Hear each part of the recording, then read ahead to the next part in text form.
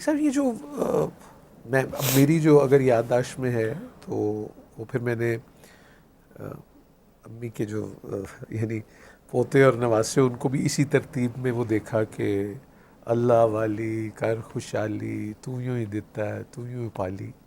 ये जो थपकी है जिसका भी आपने भी जिक्र किया, अब यहाँ तो वो होते हैं, लेकिन ये थपकी देना जो है ये क्या कर देती है थपकी? जो रोटी बेलने की पकी होगी वो दिलों को तोड़ देगी, जो रोटी हाथों की पकी होगी वो दिलों को ऐसे जोड़ देगी। अल्लाह अकबर। बेलने की आप कह रहे हैं वो तोड़ेगी, जो ये होगी ये जोड़ेगी। हाथों का तो असर है, दो हाथ आपस में है। ओहो। इसी तरह जो मशीन की थपकी है कि मशीन मसाज वाली है, जो हाथों की थपकी है उसमें 7 तवज्जुहात भी शामिल हो रही हैं, कैफियत भी शामिल हो रही हैं, वजद और विजदान भी शामिल हो रहा है, दर्द और हमदर्दी भी शामिल है।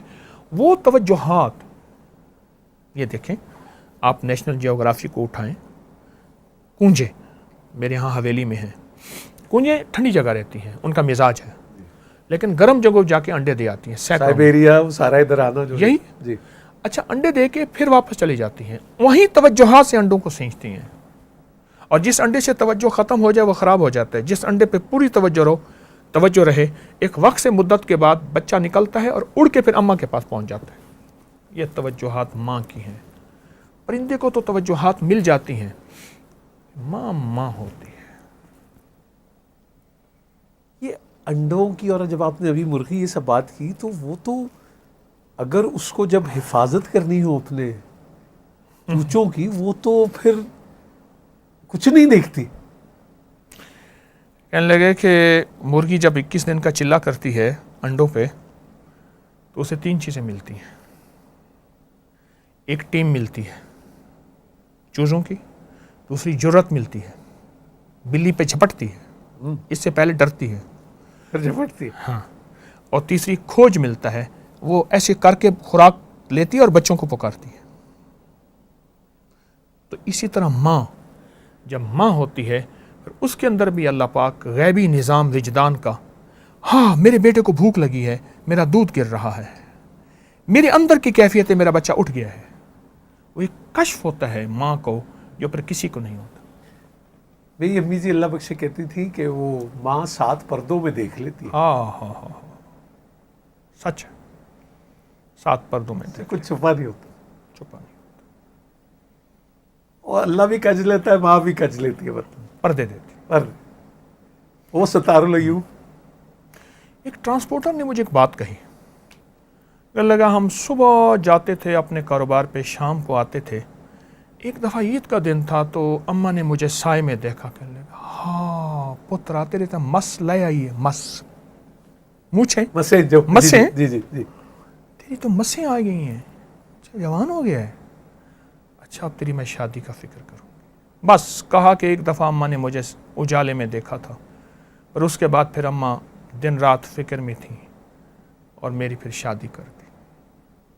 और कहा कि आज मैं अपने दूसरों को देखता हूँ, उनकी मसें हैं या नहीं हैं, मैं फिर कहता हूँ ये एहसास मेरे अंदर क्यों नहीं था, ये मेरी माँ में क्यों आया था। मुझसे कहने लगा, मैंने कहा ये एहसास की दुनिया सिर्फ माँ और ममता के पास है और किसी के पास नहीं। एक काफिला जा रहा था तो काफिले वालों ने, भूख पड़ गई 3 दिन के बाद, उन्हें हाथी का बच्चा मिला, उन्होंने हाथी के बच्चे को ज़बह कर दिया, खा गए। एक ने कहा था मेरी माँ ने नसीहत की है, बेटा काफिले में अगर ज़िंदगी में कभी तुझे भूख पड़ जाए और हाथी का वो गोश्त ना खाना। मेरी अम्मा ने नसीहत की थी, मर जाऊंगा, अम्मा का नसीहत को नहीं छोड़ूंगा। खा के सो गए, हथनी परेशान अपने बच्चे को तलाश करते करते सूंघती सूंघती आई ना, तो उसने सबको सूंघा और सूंघ के अपनी सूंड में मरोड़ती गई सबको। जब इस पे आई तो इसको सूंड पे उठा के ऊपर बिठा दिया और इसको इसकी उस मंजिल पे पहुंचाया जहां यह जाना चाहता था। अम्मा ने फरमाया था, बेटा अम्मा को वजद कहां से आया था, अम्मा को कश्फ कहां से आया था, इंट्यूशन कहते हैं आप या। तो अम्मा ने फरमाया, बेटा अगर कभी फाका भूख हो हाथी का गोश्त ना खाना। साहब आप चूँकि मौजूद हैं तो मुझे ये ख्याल आया कि हम इससे पहले कि इजाज़त लें तो कितना ही अच्छा हो कि जिनके वालिदैन या मैं इस दुनिया से रुखसत हो गई जो मौजूद हैं, हम दुआ ही कर लें उनके लिए। और आप बल्कि ये भी दुआ से पहले भी पूछूंगा कि आप अल्लाह ताला से सबसे ज़्यादा क्या दुआ करते हैं अपनी अम्मा के लिए?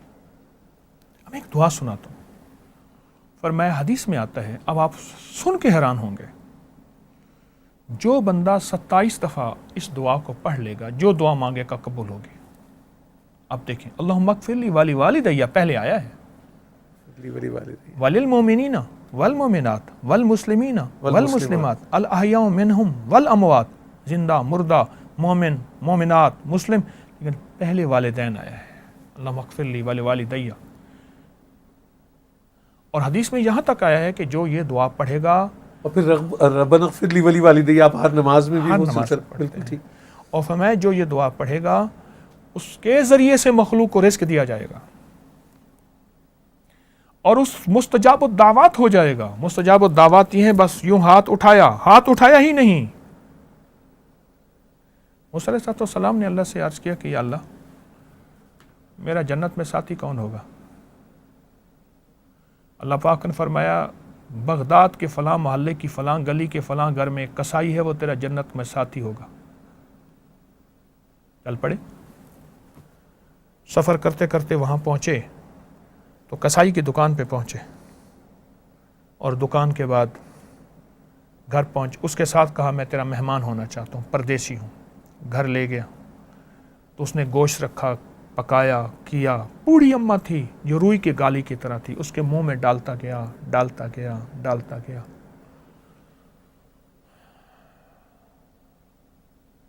अम्मा को खिला के फिर बच्चों को खिलाया, खुद खाया। अम्मा ने मुंह से कुछ बोला तो मूसा ने फरमाया, क्या कहती? कह रहे अम्मा बूढ़ी है, कहती है हर वक्त तुझे अल्लाह जन्नत में मूसा का साथी बनाए। मूसा कहाँ, मैं कहाँ?